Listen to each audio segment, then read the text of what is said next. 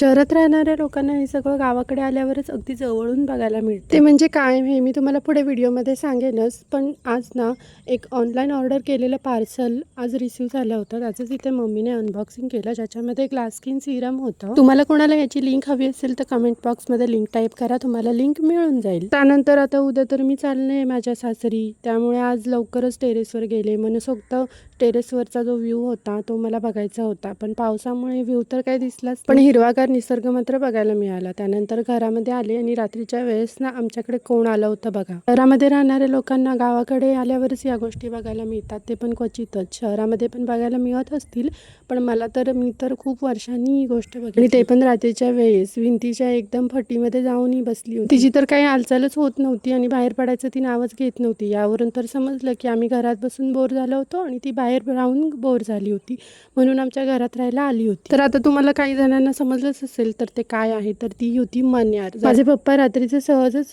बाहेर वॉकिंग करत होते पोर्चमध्ये, तेव्हा त्यांना ही मण्यार दिसली आणि त्यांनी आम्हाला बघायला बाहेर बोलवलं. ते बोलले की तुम्हाला बघायला यायचं असेल तर ओरडायचं नाही बिलकुल. आणि आम्ही हळूच बघत होतो आणि खरंच खूपच जास्त डेंजर दिसत होती ती. थोड्या वेळाने पप्पांनी मग तिला काठीने हळूच घालून लावली.